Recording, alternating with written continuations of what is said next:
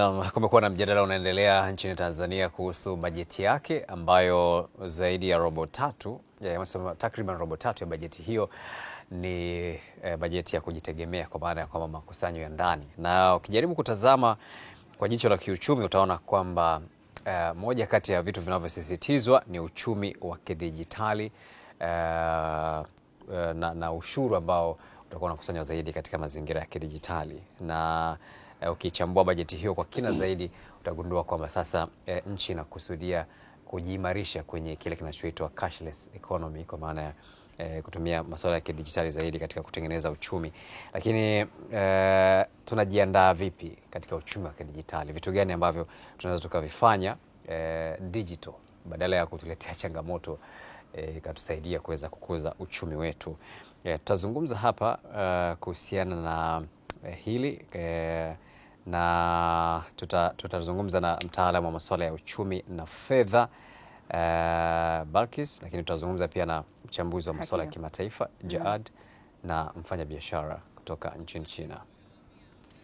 Bila kusahau tunaye mtaalamu wa masuala ya tehama hapa Yusuf Kileo, ambaye naye atatupa uzoefu wake ni kwa namna gani tumejiandaa kutumia cashless economy, uchumi wa kidigitali. Tukianza na mtaalamu wa uchumi na fedha Lydia, cashless economy, uchumi wa kidigitali, tukizungumza kuhusu hilo Irene tutakuja kujiunga na Lydia hapo baadaye. Irene, tukizungumza kuhusu uchumi wa kidigitali, huu ni uchumi wa aina gani hasa? Kwa kweli ukiangalia tunasikia sana uchumi wa kidigitali au cashless, tunaambiwa tuende kwenye cashless society.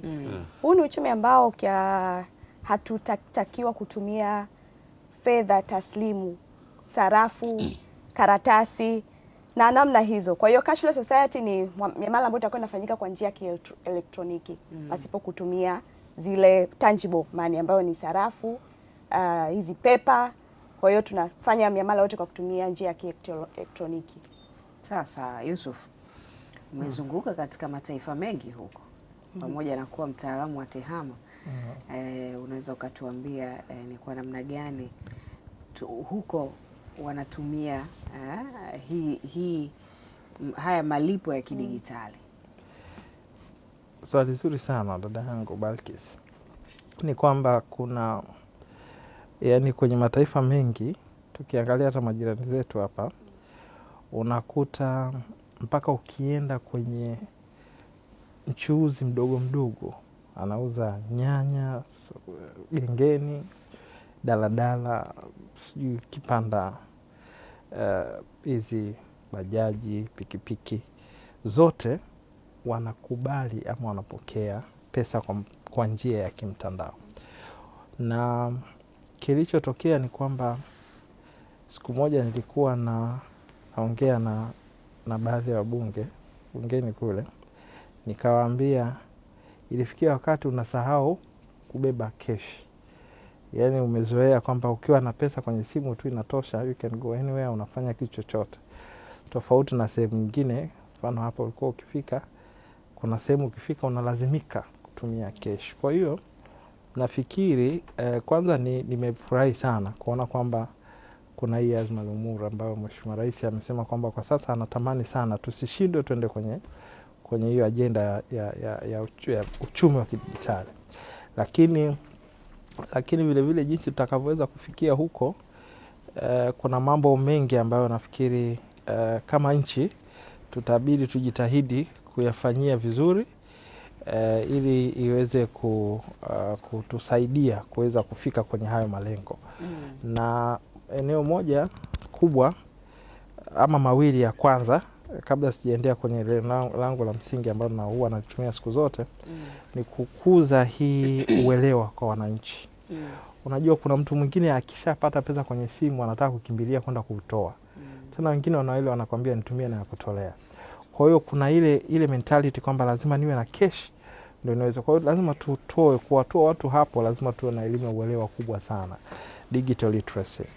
Kwa hiyo kuliko kutuma na ya kutolea, sasa ukituma utume na ya kukatwa kale kakodi kadogo kakufanyia miamala. Cha kufanya miamala. Lakini eneo la pili ni hiyo masuala ya kuhakikisha kwamba kuna miundombinu, kwa sababu unaenda ukafika sehemu nyingine unakuta hakuna hizo infrastructure kwa ajili ya hiyo kufanya cashless economy. Unakuta labda hana POS zile ama hana hizo lipa namba na vitu vingine ili kuruhusu wewe ufanye muamala wa namna hiyo. Kwa hiyo nafikiri hayo maeneo mawili kwa awali, nafikiri kama nchi tukiweza kufanya vizuri tukayasukuma kwa nguvu, ukilinganisha kama ulivyoniuliza mwanzo, ukilinganisha na wenzetu nje walivyo, ndio maeneo ambayo nafikiri pa kuanzia tukaweza tukapiga hatua. Na mimi mara zote huwa nasema kwamba eneo hilo, hayo maeneo mawili lazima washirikiane, wale watu wa huduma, makampuni ya simu na mabenki na serikali. Wasaidie kutoa elimu ya uelewa na waweke hivyo miundombinu vile vinapatikana kwa urahisi kwa kila mtu. Iwe kila mtu anaweza kuwa na hizo lipa namba, hizo POS zinapatikana kwa urahisi ili watu wawe wanaweza kufanya haya mambo kwa urahisi katika maeneo yao, mazingira ya kinyumbani. Nafikiri kwa kuanzia hiyo ndio sehemu yangu ya kwanza naweza kuzungumza hivi. Na ukijaribu kuangalia mifumo yetu ya fedha, mifumo yetu ya malipo, mifumo yetu ya transactions, unaona Tanzania ina utayari kiasi gani kuingia kwenye aina hii ya uchumi? Irene.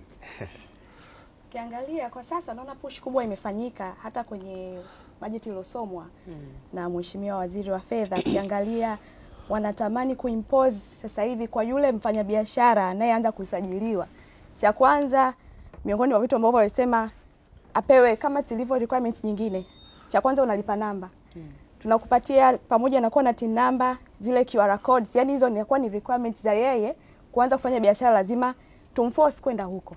Kwa ukiangalia kwa sasa hivi utayari kwa Tanzania, naweza tukasema ukiangalia kwa mwaka 2025 takriban miamala kama milioni 651 imepita kwenye TIPS. Ambao ni takriban kama trilioni kama 54 hivi zimepita kwenye TIPS kwa mwaka 2025. Sasa ukiangalia utayari kusema kwa Tanzania, inawezekana utayari upo, lakini sasa kama alivyosema miundombinu inatusupport kwenda huko. Kwa hiyo Tanzania utayari tunaweza tukasema upo, lakini ukiangalia bado pia push kubwa sana inatakiwa ifanyike, sasa kwa hawa ambao bado wana huo uwezo wa kuwa na kumiliki hata simu. Ukiangalia tukienda kwenye uchumi wa kidigitali, itatulazimu tuwe tuna simu za mkononi, tuwe tuna kitu ambacho kitatusaidia sisi kufanya miamala ya kielektroniki. Sasa hivyo hizo miundombinu kwa sasa kwa kiangalia tulipo hapa, je, tuna uwezo huo kama Tanzania, kama serikali yetu? Hiyo miundombinu inapatikana? Na kama inapatikana, je, kwa yule mwananchi wa hali ya chini kabisa aliyoko kijijini anaweza akamudu? Kwa hiyo utayari unaweza kusema unaweza ukawepo kwa Tanzania, lakini je, serikali kupitia bajeti iliyopitishwa inatusupport vipi sisi kuelekea kwenye upande huo wa kuwa na uchumi wa kidigitali? Kwa hiyo naweza nikasema hivyo. Na kwa upande wako unaona bajeti ina support kwa kiasi gani? Hapo sasa kweli ndio swala la changamoto. Tukiangalia bajeti nimeisikiliza vizuri, nilikuwa natamani nisikie tumepunguza labda tozo za miamala kwa kiasi fulani. Kiukweli bajeti wamepushi sana cashless, lakini ukiangalia kwenye upande wa tozo haijasema chochote.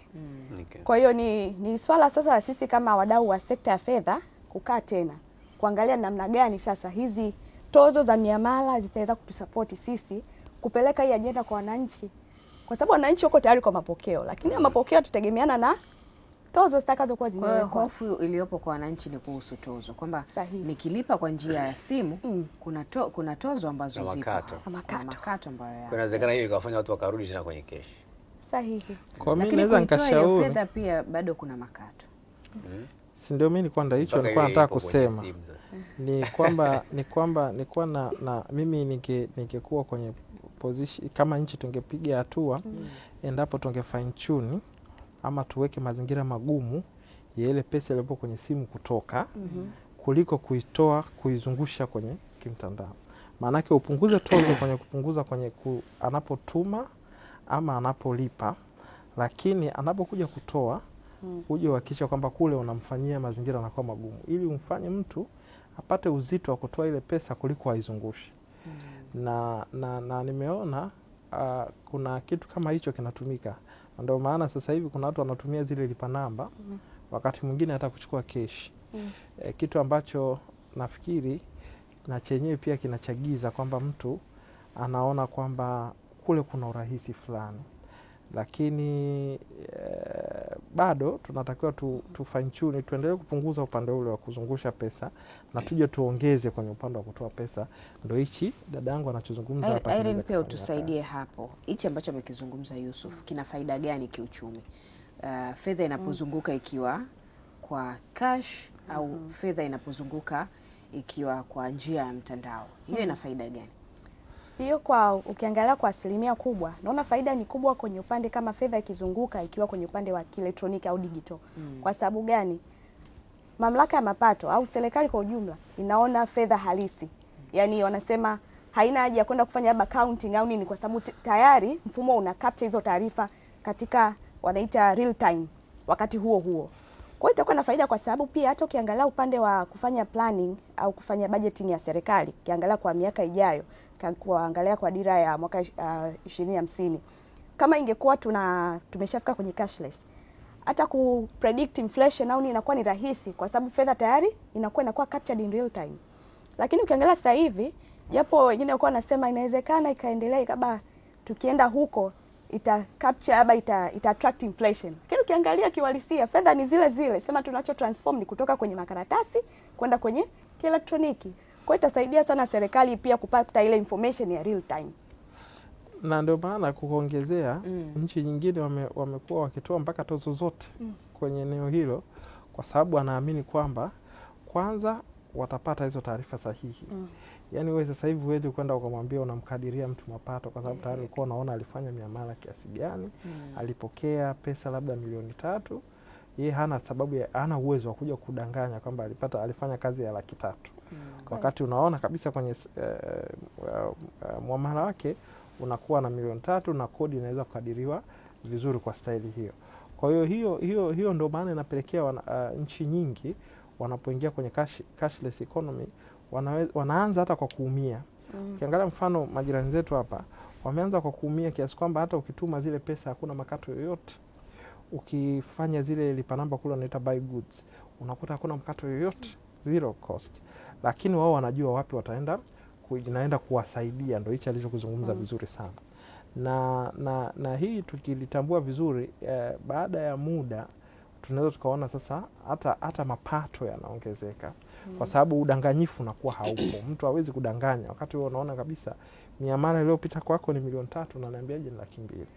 Lakini kwa kupitia cash mtu anaweza akwambia hata nimelipwa 200,000, lakini kumbe alifanya miamala amepewa keshi ya zaidi ya milioni 3. Sawa kabisa. Hebu tupate uzoefu pia wa mataifa mengine. Mataifa ya Ulaya yamekuwa miongoni mwa mataifa ambayo yanafanya vizuri kwenye matumizi ya fedha ambazo zipo, ambazo sio fedha taslimu, sema cashless. Abdulaziz Jaad yuko London nchini Uingereza. Jaad, karibu sana. Asante sana. Mfumo wa manunuzi na mauzo kwa hapo Uingereza uko vipi? Ni kwa kiasi gani mnatumia cash na ni kwa kiasi gani mnatumia fedha ambazo hazipo kama fedha taslimu? Kwa kiasi kikubwa Uingereza kama nchi nyingine nyingi za Ulaya sasa hivi uchumi ni uchumi wa kidijitali, na pesa taslimu za noti zimepotea kiasi kikubwa. Miaka 10 tu iliyopita Uingereza ilikuwa ni 50% ya watu wanatumia noti na 50% wanatumia digitali, kadi za kielektroniki. Lakini kwa sasa hivi takriban 90% ya wananchi wanatumia miamala ya kutumia kadi za kielektroniki. Na mifumo ni thabiti kiasi gani katika kurahisisha matumizi ya miamala ya kielektroniki? Kiasi kikubwa sana. Hichi ndio kinachobeba msukumo wa kutumia matumizi ya uchumi wa kielektroniki, kwa sababu mawasiliano na teknolojia teknolojia mawasiliano ni imepevuka na iko stable kiasi kikubwa, ambacho kiasi mabenki, ATM, mashine za kutolea pesa, mashine za kulipia katika maduka zote zipo kwa 99.999, tunaita 95s, yaani 99.999 zinakuwa hazianguki, ziko juu. Kwa hiyo teknolojia ni kiungo muhimu sana ambacho kinasaidia katika kuwezesha mfumo huu uwepo kwa wakati wote, na mabenki yanatumia zaidi, na kinyume kidogo na Afrika, ambapo Afrika tuna wimbi la kutumia simu zaidi ambazo hazitumii internet wakati wote. Huku tunatumia zaidi kadi, na kiasi kikubwa sana mabenki ndio yanasukuma badala ya kampuni za mawasiliano kama kampuni za simu za Afrika. Sasa kwa wastani unatumia muda gani kulipia unapopata huduma ama bidhaa?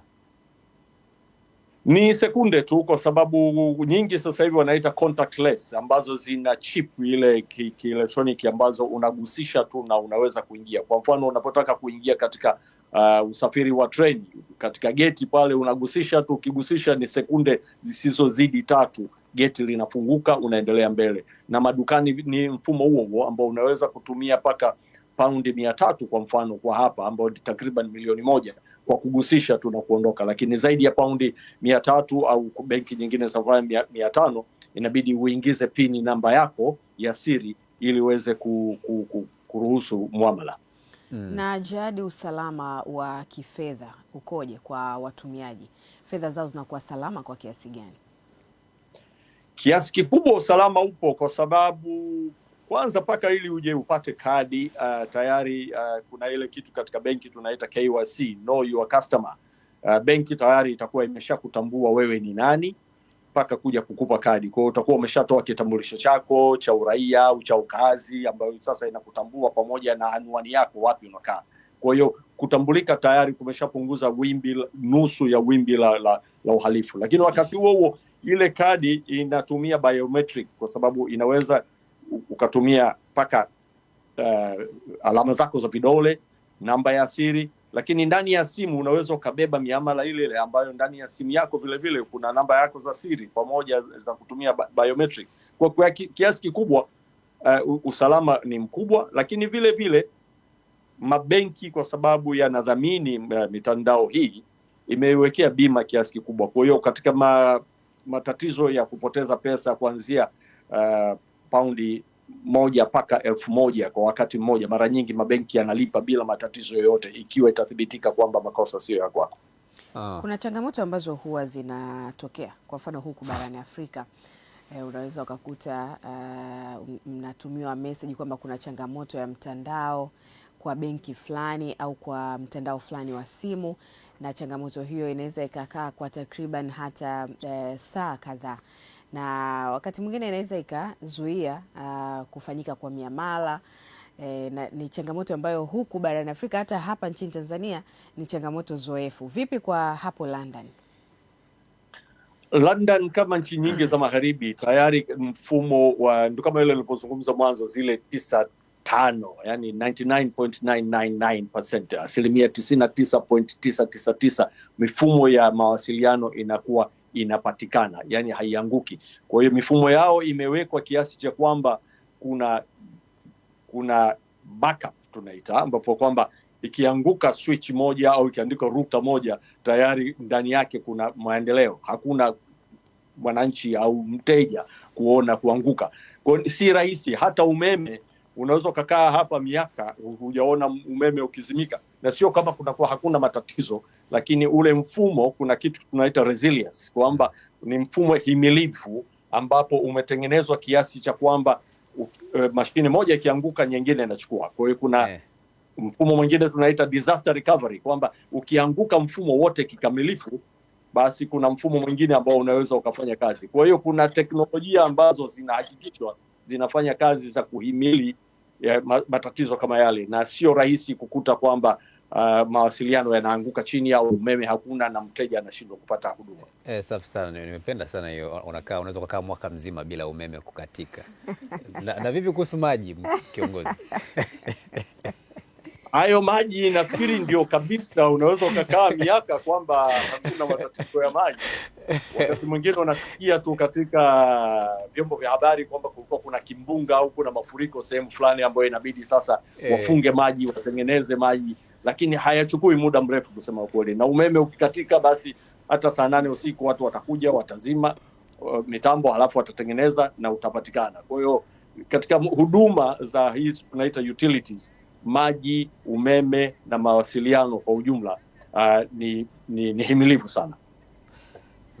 Sasa ndugu yangu umesikia kile? Bila shaka huwa akija Tanzania likizo vitu vingi sana vilikuwa kuna mengi vinakwenda kinyume chake. Wakati yeye anakaa miaka bila maji kukatika, kuna mwingine yeye amekaa miezi maji yakiwa yamekatika kabisa. Jihad, tutarejea kwako muda si mrefu, lakini pia tuna mwenzetu ambaye yuko kule China. Kwa hiyo tutatoka kwa Jihad tuende China, alafu tutarudi tena kwake, lakini kwa sasa huko katika teknolojia China ndio wanaongoza sasa hivi duniani. Kwa tutafurahi kusikia na wao wako namna gani, kwa sababu katika teknolojia mawasiliano na fedha wako mbele sana. Kabisa. Sasa Jihad, tutaomba kwa muda huu Balkis, Jihad tutamwomba disconnect leo, sababu tunatumia mtandao wa WhatsApp ili tuweze kumuunganisha tupate experience ya China. Sasa kwa sababu na yeye anatamani kusikia na anayo TV yake pale, kwa hiyo hakuna shida. Kwa hiyo kwenye kusikia atasikia bila shaka. Sasa Yusuf anatamani kuongezea kwenye hili. Jihad ameongea ni jambo zuri sana na naweza share experience ndogo. Ni kwamba kwa mataifa sasa hivi, na ndio wito tunaotoa, makampuni ya simu, watoa huduma hawa ambao wanawezesha huu uchumi wa kidijitali, ifike wakati sasa anapokuwa ameanguka kama walivyolalamika hapa, iwe amepewa time frame kwamba ukianguka kwa muda fulani lazima ujieleze. Kuna nchi, sitaki kutaja majina, kuna kipindi mtoa huduma wao wa kifedha wa kampuni ya simu alianguka kwa masaa tu, lakini ilikuwa ni kikao, unatakiwa ukatoe maelezo, umeisababishia nchi hasara kiasi fulani, kwa hiyo lazima ubadilike, uje utueleze kwamba hichi ulichokisababisha kitaleta kitatuletea kitu gani. Kwa hiyo ni mambo ambayo kama nchi tunapaswa sasa tuwekee mikakati kwamba watoa huduma hawa wanaowezesha uchumi wa kidijitali pale tu wanapoanza kuanguka basi wapewe time frame. Inapozidi dakika fulani ama kitu fulani lazima utoe huduma, na kama hivyo alivyosema mfumo wa backup lazima iimarishwe ili kuhakikisha kwamba hawa watu wa huduma hawaanguki kirahisi.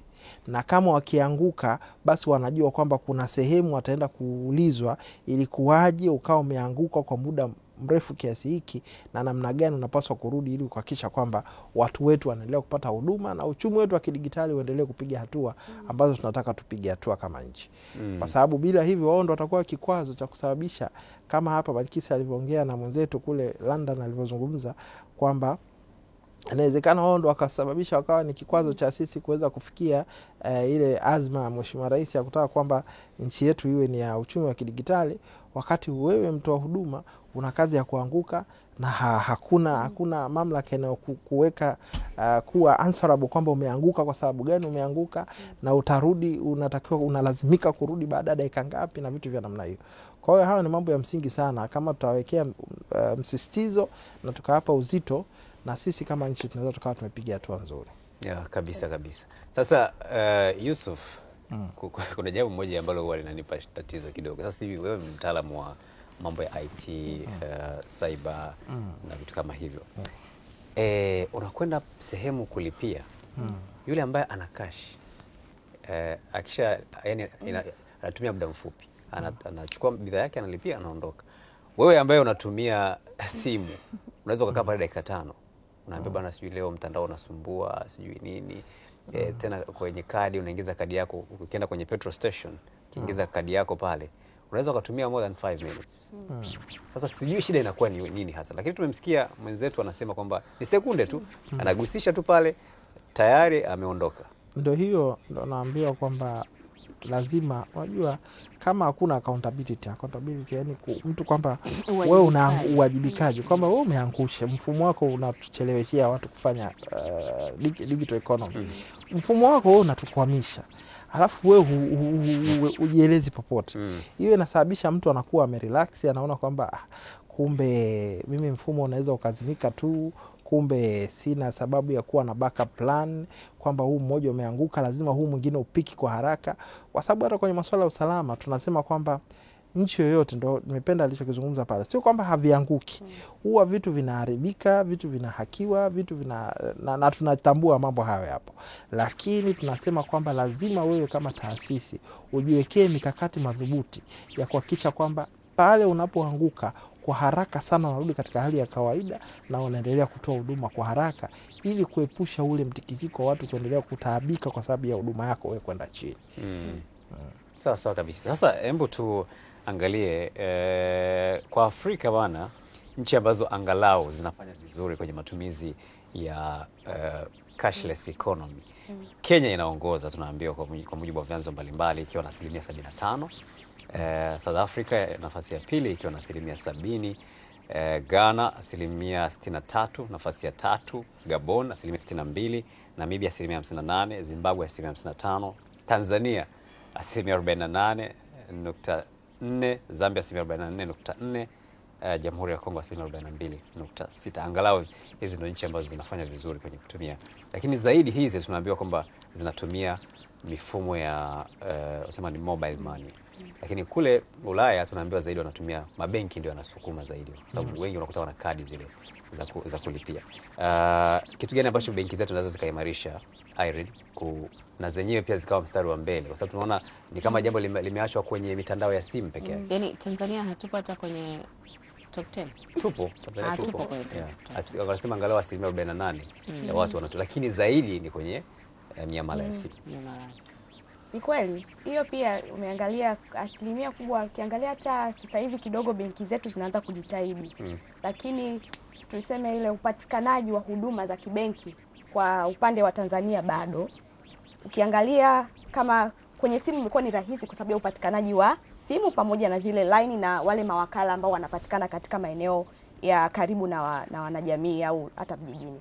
Ila ukiangalia kwenye baadhi ya maeneo Tanzania hapa nimezunguka, ukifika sehemu ukiulizia hata benki, unaambiwa benki haipo, iko labda kijiji kinachopatikana kule. Sasa mtu anawaza ile uharaka wa kuenda kupata huduma ya kibenki, apate kadi, ile kadi imsaidie kufanya muamala. Sehemu anayoenda kufanya muamala hakuna huduma ya kibenki. Kwa hiyo bado kuna haja kubwa sana ya uwekezaji mkubwa sana kwenye masuala ya, nadhani kuna haja ya mabenki au sekta za kifedha kushirikiana. Kwa sababu ukiangalia push kubwa sana hata sasa hivi mabenki na wenyewe wameanza kuingiza mkono wa pili kwenye mitandao ya simu, kuhakikisha pia na wenyewe wanafikisha huduma yao kupitia simu ya mkono. Ndio maana ukiingia hata kwenye menu za simu utakutana na unaweza kufanya mamala ya kibenki. Kwa hiyo bado inahitajika push kubwa kwenye upande wa kuhakikisha hizo huduma zinafikia paka huko wenzetu. Lakini hata baadaye nadhani hata kadi pia zitapotea.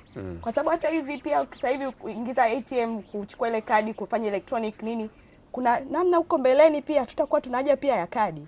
Kwa hiyo itakuwa tu labda una tap, unabonyeza, unavuta hela yako basi. Kwa hiyo ni na tumeshafika hapo Lydia. Unaweza kufika ATM na ukatoa fedha kutumia simu yako ya mkononi.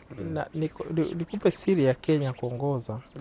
Kenya ilipofika ule wakati wa kuangalia kwa kipindi cha COVID. Sasa COVID unajua ilikuwa kushikana, sijui nini, mambo mengi pale.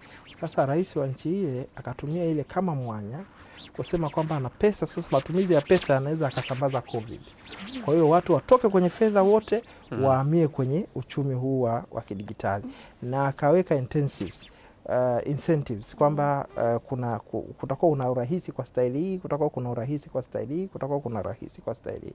Kwa hiyo watu wengi sasa kipindi kile cha COVID wakawa wameingia, na unajua uchumi wa kidigitali, ndio maana nilisema unaweza ukaumia kidogo mwanzoni. Ukaumia ukajibana kidogo ili watu wazoe. Unajua watu wakishazoea, mfano mimi sasa hivi ukija ukapata nitoe keshi niwe nayo, inakuwa ni yaani sijazoea. Yaani kwa hata mtu akiukaba sasa hivi hawezi pata hicho. Yaani nimeshazoea ile. Unajua na nimekaa Kenya miaka hiyo mingi, karibu miaka 7-8. Nilikuwa posted kule. Kwa hiyo yani unakuwa umezoea, yani unakuwa mgumu sasa kurudi kwenye ile. Kwa hiyo pale mwanzo wanaweza wakaumia, na kama sasa hivi ukiangalia wameanza sasa kuanza kuweka tozo. Lakini zilikuwa zimeondolewa kabisa. Kuanzia kipindi cha COVID waliondoa kabisa ile kuhakikisha kwamba watu wazoee. Hata hizi sasa zimewekwa tozo. Mtu kurudi kule sasa anaweza asishindwe. Ashindwe kurudi tena kwa sababu mazoea yameshakuwa Unamaanisha kwamba tu introduce kwanza watu waingie kwanza kwenye cashless, afu tozo tutakuja kuziweka yani tuweke buffer time ili watu kwanza wazoee, utengeneze mazingira magumu kwenye kutoa pesa na kadhalika, ili watu wakishazoea sasa momentum ikishakuwa nzuri. Katika mtazamo ule, kwa mfano mtu akianzisha biashara anapewa muda kwanza, akisha labda angalau mwaka mmoja biashara yake ikishaanza kukomaa ndo sasa wanaweka kodi, si ndio? Katika mtazamo huo mazingira magumu kwa sababu tunatuma fedha, tunalipa kutumia Azam Pesa bila tozo yoyote, zero kote kupitia Azam Pesa, na tunafanya malipo mbalimbali, luku, kisimbuzi, tunalipa usafiri wa anga, usafiri wa meli, SGR na vitu vingine kutumia Azam Pesa, na ni bure kabisa. Na ndio hicho nilisema kwamba lazima makampuni haya yashirikiane na serikali, kwa sababu hizo sasa ni kampuni kama kampuni inajaribu kuwashawishi watu wake watumie hizo nani. Kuna wengine mpaka wanaleta zawadi, unafanya miamala hivi unaweza kupata hiki, unafanya miamala kwa njia ya mtandao unapata hiki. Kwa hiyo ile zote zile ni kuhamasisha, yani lazima kuwa kuna serious campaign kwamba tumeamua kama nchi tunaenda huko. Sasa tunajipangaje kama nchi? Kwa hiyo na serious campaign kwamba unaweka zile incentives mbalimbali kwamba watu wanapotumia digital economy kuna urahisi huu. Kama hivyo nasema tozo hakuna. Sijui kuna wale wengine pia wanasema sijui hakutakuwa na makato. Sijui utarudishiwa. Kuna wengine wanakuambia tutakurudishia makato yako yote. Na vitu kama sasa ukiweka vile una ile hamasa ile ya wananchi ndio unawazoesha sasa kwanza kwenda kwenye hiyo digital. Ule leo anatoa mifano yetu kabisa. Ukilipia kisimbuzi cha Azam TV kupitia Azam Pesa shilingi 35 unarudishiwa shilingi 7,000 kwa sababu umelipia kutumia Azam kabisa. Lakini tuguse kundi la wafanyabiashara. Miaka kadhaa nyuma tumekuwa na matukio ya good luck. Naam, sasa wakati unaweka vizuri swali hilo, hebu tuende kwa Jahad. Jahad, tulijaribu kupata uzoefu pia hapa nyumbani, na kitu tumekusikia pia ulivyokuwa unatupa uzoefu wa huko ugaibuni, hasa kwenye ile spidi unaonekana katika hizi nchi za Afrika, hasa kusini mwa jangwa la Sahara, ambapo Benki ya Dunia inatoa takwimu kwamba 90% ya miamala ya biashara ya retail, ya biashara ya rejareja inafanyika bado kwa njia ya cash, na moja kati ya sababu ambazo zinaelezwa ni kwamba bado hakujawa na spidi kubwa katika kwanza kuhamasisha matumizi ya cashless economy, lakini pia hata ile mifumo bado haijawa imara kuweza kurahisisha matumizi hayo. Sasa ni kitu gani ambacho unadhani nchi hizi zinaweza zikafanya ili kuwa na spidi hiyo ambayo umetueleza iko hapo Uingereza? Kwanza labda tuangalie historia kidogo. Kwa mfano Tanzania, internet imeingia katika mwaka 1995-96 mpaka 97 ndio internet imeanza kuingia. Kwa hiyo wakati ule internet imeanza kuingia, lakini simu za mkononi ndio kwanza, Mobitel, Tritel ndio zilikuwa zinaanza kuingia. Kwa hiyo ukitizama kwa nini nchi ya Afrika nyingi za Afrika ikiwemo Tanzania zimeingia katika mobile money kuliko katika ATM, ni kwa sababu ya msukumo wa kibiashara. Teknolojia ikiingia inaingia kama wimbi. Afrika kulikuwa hatuna mawasiliano ya simu, kwa hiyo simu za kiganjani zikaingia kwa nguvu sana. Tunaita penetration rate ya Afrika, graph yake ilikuwa ni kubwa kuliko Ulaya. Kwa hiyo ukajikuta kwamba sasa simu za mkononi, kila mmoja ana simu ya mkononi badala ya simu ya mezani. Sasa teknolojia ya financial technology, fintech ilipoingia sasa, ikajikuta kwamba watu wengi tayari wana simu za mkononi kuliko Ulaya ambao wengi walikuwa na simu za mezani. Kwa penetration rate ya Ulaya ilikuwa ni ndogo kuliko ya Afrika, kwa sababu kulikuwa kuna ombwe, hakuna teknolojia ya simu Afrika. Kwa hiyo ilipokuta kwamba wengi wana simu za mkononi na app zile zimeshaingia, kwa hiyo ukajikuta kwamba ni rahisi sasa mobile money kutumika kama kutumia miamala badala ya mabenki. Kwa hiyo mabenki yakajikuta yako nyuma kiasi fulani, na tayari informal sector of economy, Tanzania kama nchi nyingine nyingi za Afrika, wengi sio waajiriwa, wengi ni wajasiriamali, wauzaji. Mwingine yuko ananunua vitunguu Kidete, anataka kuleta Kariakoo na wapi, Kwa hiyo anatumia simu ile ile kwa mawasiliano, na wakati huo ni rahisi kwake kutumia kwa kupeleka miamala. Kwa hiyo kwa ujumla kisekta sasa, sekta ya mawasiliano ikaipiku sekta ya kibenki katika kupeleka miamala, na ndio maana tukakuta kwamba mpaka sasa hivi nchi nyingi za Afrika kwamba mobile money ina nguvu kuliko ATM. Sasa ili mabenki yaweze kuchukua ile nafasi, hata kama watatoa incentive, watatoa aina yoyote ya zawadi, bado watapikwa na makampuni ya simu, kwa sababu mteja atakwenda sehemu ambayo iko rahisi. Kwa hiyo tufanye nini sasa tupate hapo? Kwa sababu huko nyuma, kabla ya hapo, nakumbuka mabenki ya Tanzania ATM walikuwa wanashindwa, kila mmoja ni gharama kubwa kuweka zile ATM. Wakaungana wakaweka kitu kinaitwa Umoja ATM ili gharama za kuweka ATM zipungue, na bado wakajikuta kwamba makampuni ya mawasiliano yanawachukulia nafasi kubwa zaidi kuliko hapo. Lakini turudi katika makampuni ya mawasiliano. Katika kampuni ya mawasiliano kuna kitu tunaita Universal Service Obligation. Okay.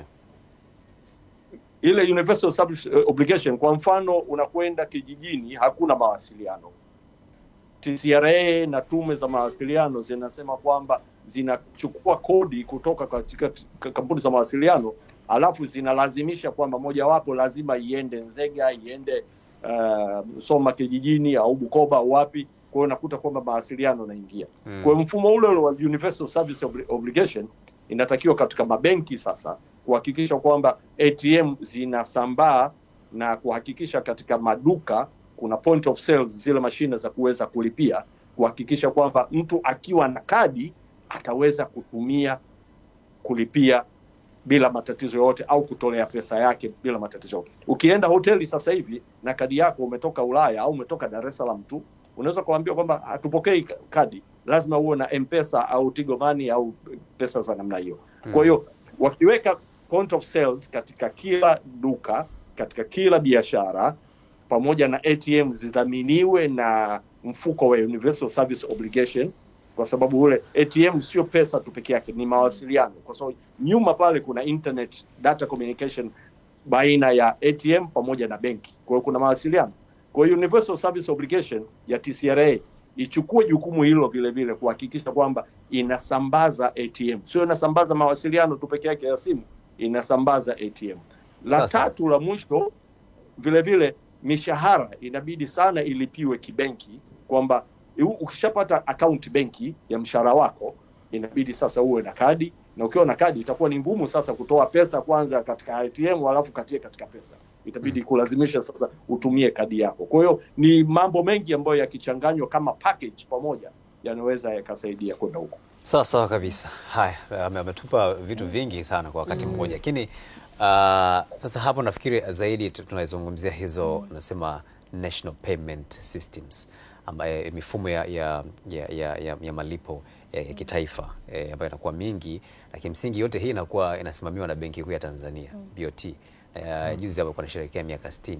Moja kati ya vitu walivyozungumza ni kuhusu kwamba wameimarisha mifumo ya malipo. Tutakuwa nao Balkis hivi karibuni, tutazungumza nao, lakini hii mifumo inahusisha utaalamu wa tehama zaidi, sio? Kileo, unadhani kwa Tanzania sisi ni kitu gani ambacho hatujafanya ambacho kinaweza katupa msukumo zaidi kuelekea kwenye matumizi ya malipo ya kielektroniki zaidi? Kama nilivyosema, kuna mambo makubwa matatu. Ndio. Jambo la kwanza, lazima digital literacy ama elimu ya uelewa kwa watu wajue hata kufanya hii miamala. Mimi nimeenda kijijini, unakuta bibi anampa mtoto namba yake, anampa simu, anampa na pini, namba yake ya simu. Nenda nayo kwa wakala atoe pesa. Yaani hata kutoa ile inakuwa shida, kujua namna ya kutoa. Kwa hiyo tutoe hiyo elimu kwa ukubwa wake, ili kuhakikisha kwamba watu wanaweza kuwa na uwezo wa kujua jinsi ya kutumia hivi vitu. Eneo la pili, tuimarishe sasa upatikanaji wa hivi vitu kwenye maeneo tofauti tofauti, ikiwa ni madukani, ikiwa ukienda hawa magari, daladala, vitu vingine tuhamasishe viwe vinatumia hivi vitu. Eneo la tatu, tuwajengee watumiaji trust, tunaweza nini? Imani. Kwamba pesa zangu kwenye mfumo zinabaki kwa salama. Ile swala la ile pesa kutuma kule, mtu anakuwa ametuma pesa imepotea yote, ile yake alikuwa nao kwenye simu. Sasa hayo tuyafanyie kazi kwa bidii kuhakikisha kwamba tunayapunguza ama tunayatoa, ili kuimarisha usalama wa mifumo yetu, kuimarisha usalama wa fedha za watu walizonazo kwenye kielektroniki, ili kuhakikisha kwamba imani inakuwepo ya mtu kujua kwamba anaweza nikawa na pesa zangu hivi, ili tuweze kwenda vizuri. Hayo ndio maeneo matatu makubwa sana. Tukiweka nguvu kubwa na tukaongeza jitihada, na naona kuna will ya kwenda kwenye hizi hatua tatu. Tukiweza kuweka nguvu hapo, basi watu wetu definitely. Sasa nirejea kwenye na hapo baki sasa endelea. Mtatusaidia sana. Yaani tukianza kuweka mazingira kwamba hakuna kutumia cash au kutoa hela, yani tutapunguzia ile bwana tutumie na ya kutolea. Kwa nini utoe? Kwa sababu kama tunatumia miamala cashless, lakini nikikutumia nategemea na wewe pia utakavyokuwa unafanya huduma na kununua bidhaa utakuwa unalipia huko kwenye simu. Hakuna kupeana mzigo. Tuliagusia awali la kwamba sasa hatutumi tena wala ya kutolea, tutakuwa tunaweka na ya fedha kidogo kwa ajili ya hizi tozo ambazo kabisa bado zipo.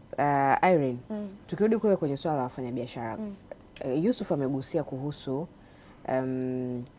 kutoa uelewa, elimu iende zaidi kwa jamii. Lakini miaka kadhaa nyuma wafanyabiashara walikuwa wapitia changamoto pia za kuibiwa fedha zao.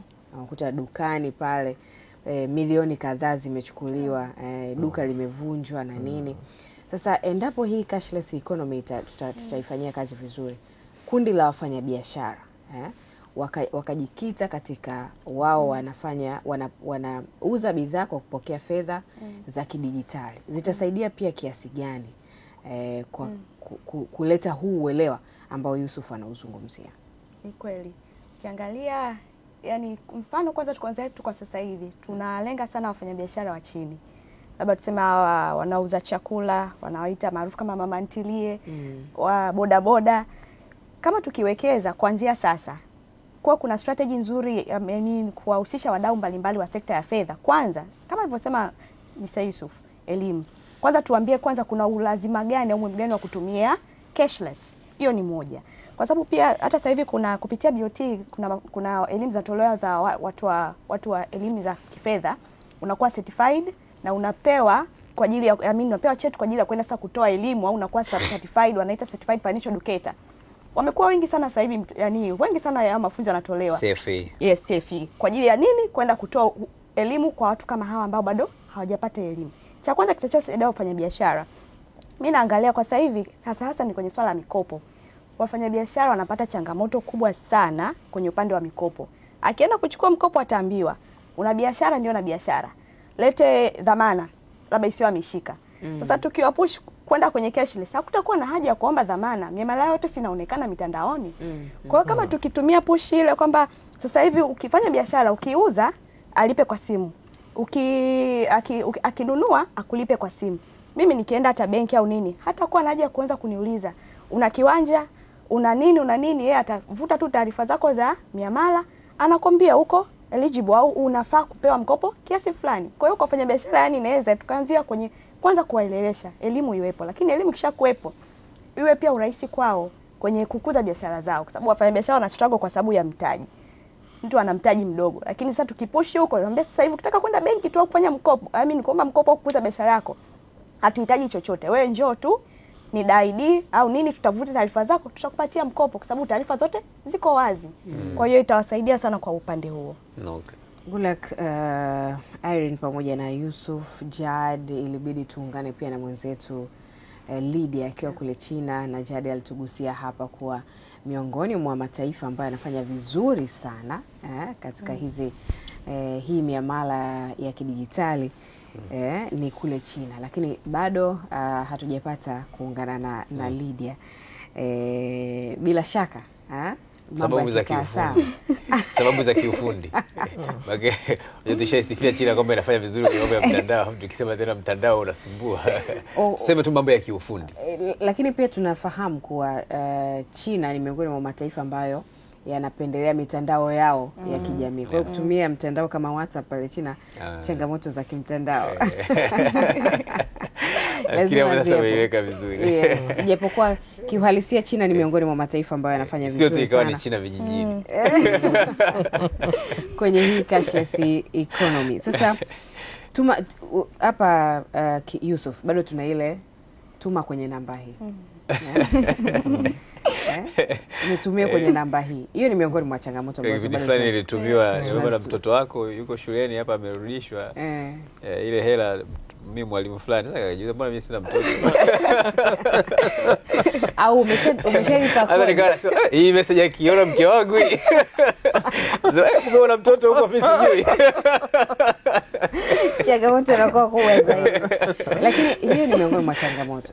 Lakini kuna vile ambavyo mimi naweza nikakosea tu kutuma fedha ikaja kwako ukaitoa ikawa hivyo. Yaani bado tuna changamoto hizi za kufanya hii miamala.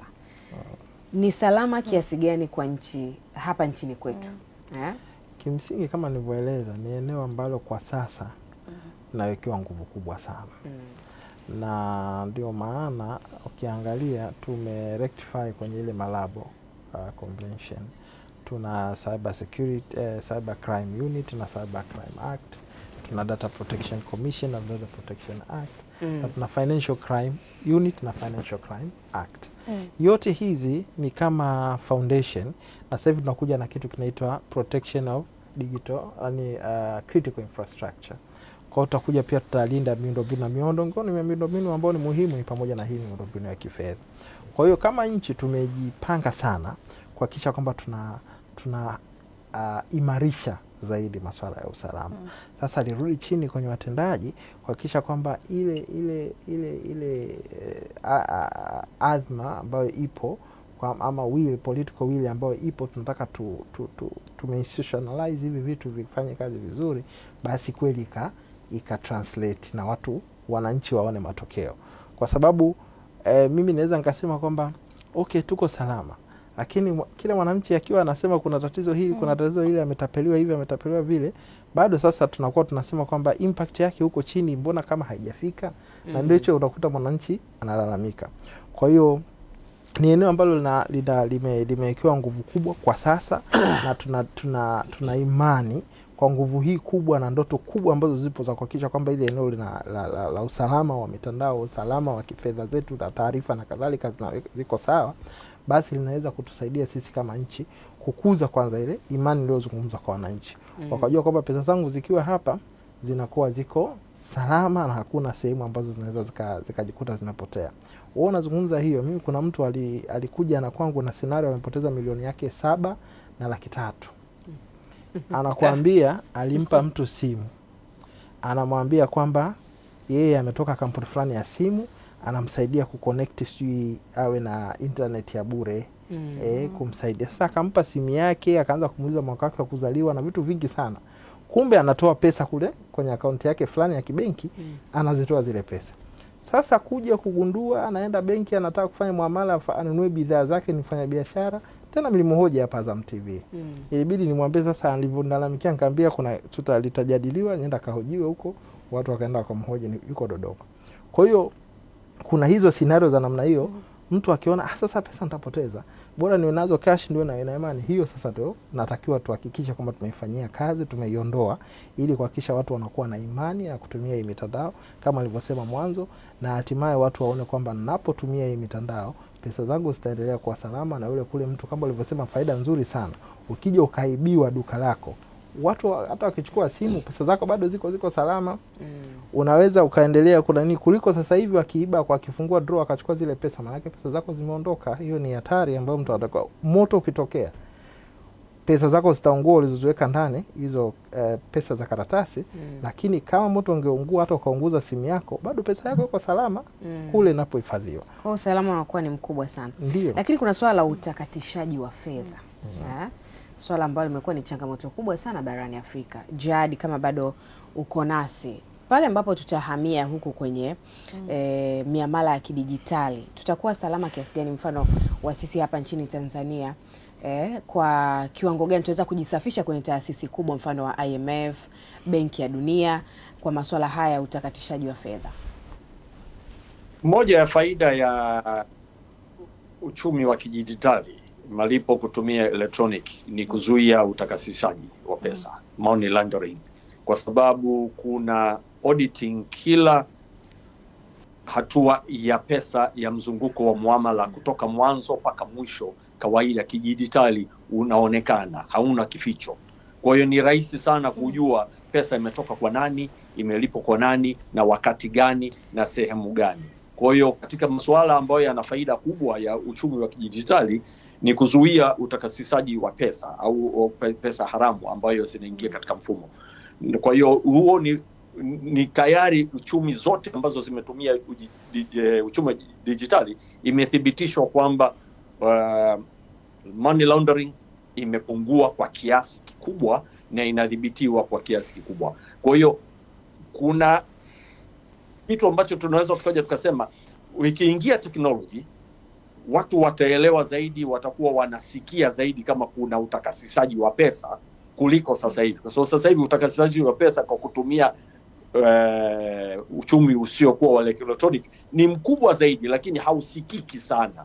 Lakini utapoingia katika uchumi wa electronic utasikika sana, lakini utakuwa ni kwa kiwango kichache na kidogo sana. Kwa hiyo vyombo vya usalama, vyombo vya fedha na uchumi, kwa mfano BOT pamoja na polisi, cyber crime, na wanaweza wakafuatilia zaidi wizi wa namna yoyote. Sio kwamba utakasishaji peke yake, rushwa wataweza kujua, pesa zilizoibiwa wataweza kujua kirahisi, kwa sababu kuna signature katika kila sehemu, kuna auditing ambayo inaweza ikafanyika, na ni jukumu la makampuni ya fedha kuweka kumbukumbu hizo kwa miaka kadhaa ambazo BOT inaweza kaja kitizama au polisi inaweza ikaja katizama.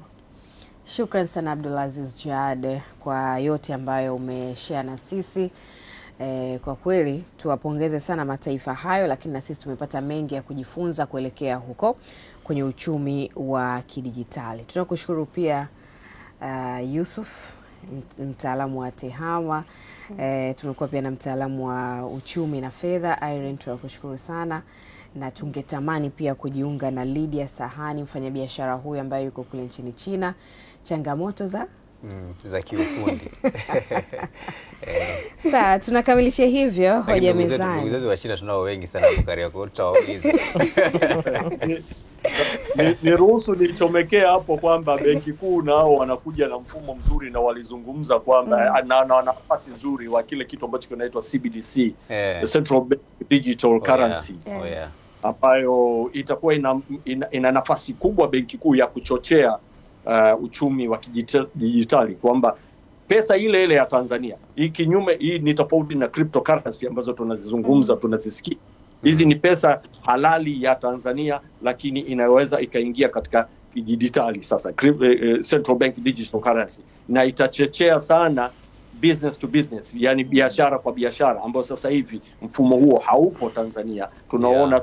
Tunaona tu consumer to consumer, yani mlaji kwa mlaji, badala ya biashara mlaji au biashara kwa biashara. Kwa Benki Kuu ina jukumu kubwa sana la kufanya. Umeongea vizuri sana Jihad, tunakushukuru sana, na usimalize uhondo wote, maana tumewapa mwaliko tayari Benki Kuu. Kwa hiyo tutakuwa nao juma hili. Juma hili bila shaka kabisa watatuelezea vizuri kuhusu mfumo huo. Kabisa tu washukuru nyote, na bila shaka baada ya hapa sasa sisi wenyewe tutakuwa mawakala wazuri sana, mabalozi wa cashless economy.